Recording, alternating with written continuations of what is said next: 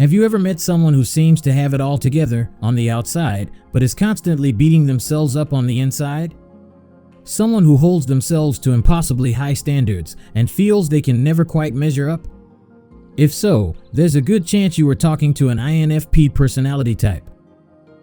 According to population estimates on Myers-Briggs personality types, INFPs make up around 4% of the population. While that might not sound like a lot, for those who fall into this introspective and idealistic type, the inner experience of life can be one of frequent self-criticism and self-doubt.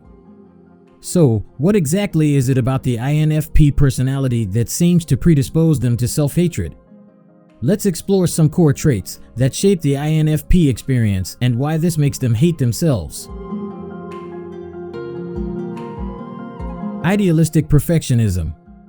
At their core, INFPs are guided by a deep sense of values and integrity.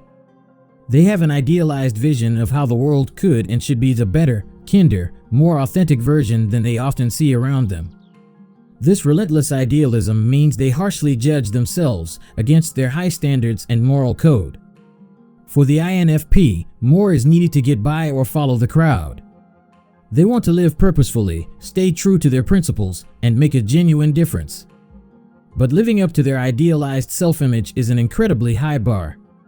When they inevitably fall short of perfection, as all humans do, the self-criticism can be intense.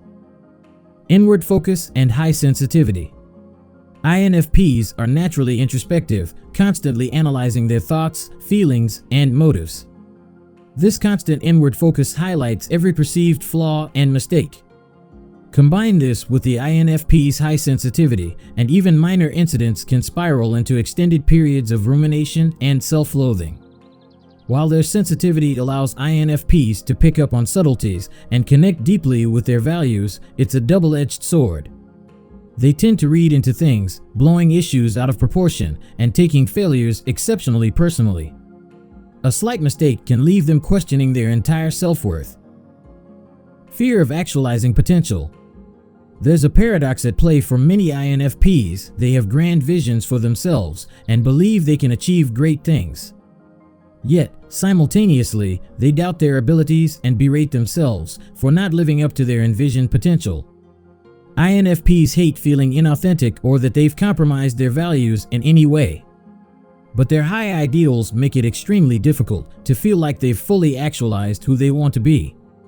It creates an intense fear of failure or not achieving everything they're capable of.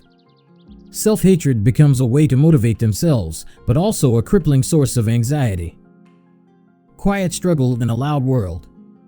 As introverts who highly value their rich inner life, INFPs often feel misunderstood and disconnected from a world that moves at a hectic pace with little time for self-reflection. Their preference for turning inward can make it challenging to find like-minded people who can relate to their idealistic, aesthetically minded way of being. Without an outlet to healthily process their intense feelings and existential thoughts, INFPs risk getting stuck ruminating alone, a state of overthinking that often leads them down the self-critical rabbit hole. The quiet internal life of the INFP can grow toxic without external support.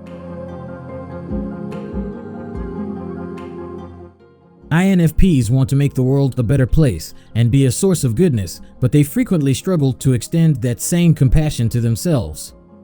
There needs to be more connection between how INFPs view humanity in an idealized sense and how harshly critical they can be of their existence as individuals. If you're an INFP who can relate to this tendency towards self-hatred, finding a way to be kinder and more accepting of yourself is crucial.